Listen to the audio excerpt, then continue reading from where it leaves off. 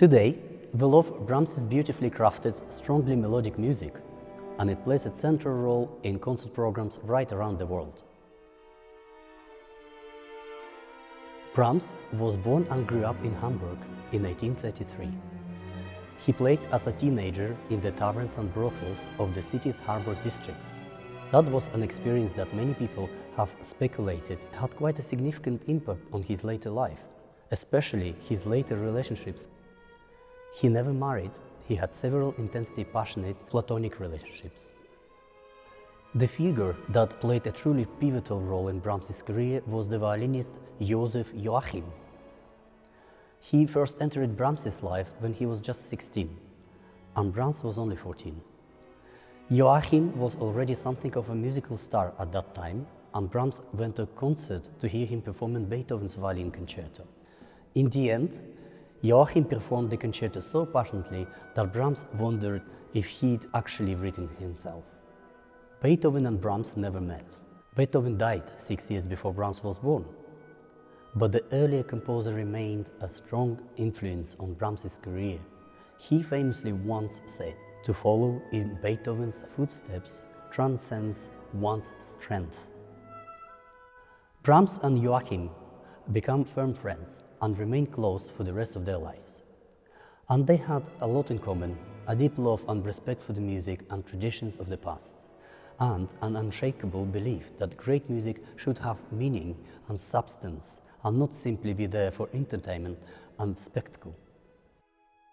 So when Brahms came to write his own violin concerto in 1878, he of course wrote it for Joachim.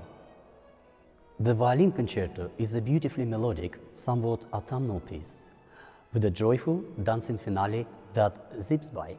It's no wonder that it's so deeply loved by performers and musicians today. But it wasn't always like that. At the time, the famous Spanish virtuoso Pablo de Sarasate refused to take Brahms' Violin Concerto into his repertoire. He said, "I don't deny it's a fairly good music, but does anyone imagine I'm going to stand on stage, violin in hand, and listen to the oboe playing the only good tune in a slow movement?" It's not that Brahms' Violin Concerto isn't full of virtuoso showmanship, but there's a difference. Brahms is more interested in demonstrating the emotions and meaning of his music, and also in showing off his soloist's profound understanding and musicianship, not simply their flashy virtuosity. Probably even more important to Brahms' life and career than Joachim was fellow composers Robert and Clara Schumann. Schumann wrote an article in which he praised Brahms, proclaiming him to be a musical genius and the true successor to Beethoven. Brahms was delighted, but it also put him under a lot of pressure. He suddenly had to live up to the expectations that Schumann had created. Brahms wrote in a letter to a friend, "You have no idea how the likes of us feel when we hear the trump of a giant like him behind us." Schumann's article also set the tone for the cautious approach that Brahms took to his own music. That's part of the reason why Brahms destroyed so much of his music that he thought wasn't up to scratch.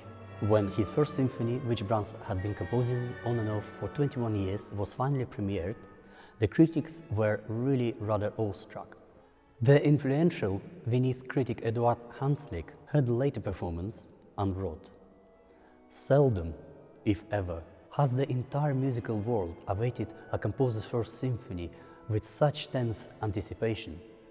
The new symphony is so earnest and complex, so utterly unconcerned with common effects that it hardly lends itself to quick understanding.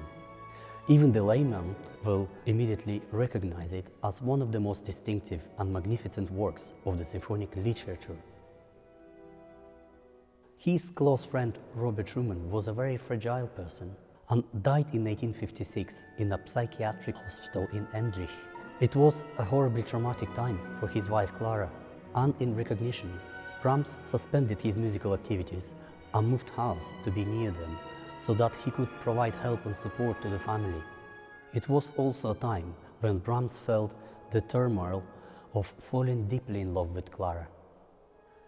This was another of Brahms' key relationships, with a deep sense of affection and admiration that would continue for the rest of his and Clara's lives. 9 years later, there was another death, this time of Brahms's beloved mother, Joanna. That shocked the composer even more deeply. But it was these two passings that prompted Brahms to create one of his most profound and consoling works, Ein deutsches Requiem, or in English, a German Requiem. Brahms wasn't a particularly religious person. He'd had a traditional Protestant upbringing, but he describes himself as an agnostic and humanist. His beliefs go a long way towards explaining the unique character of the piece. Although it's called a German Requiem, that title hasn't got anything to do with a sense of German nationalism. It's simply describing the language that Brahms decided to use. He chose German, which of course would be understood by his listeners as an expression of the piece's universal humanist values, rather than conforming to particular church dogma. He actually said he'd have happily called the piece a human requiem, but he was concerned nobody would understand what that meant.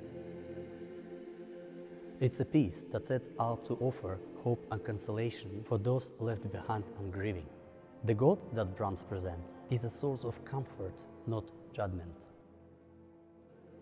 In March of 1896, Clara Schumann suffered a stroke and died. Brahms felt her loss deeply. His own health began to fail, and 11 months after Clara passed, Brahms followed her.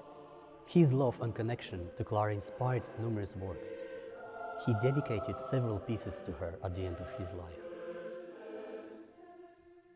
Brahms was a composer who was focused very much on his place in musical history throughout his career. He clearly intended his music to speak for itself, which it does, clearly, confidently, passionately. It is not hard to compose, but it is wonderfully hard to let the superfluous notes fall under the table. So many melodies fly about. One must be careful not to tread on them.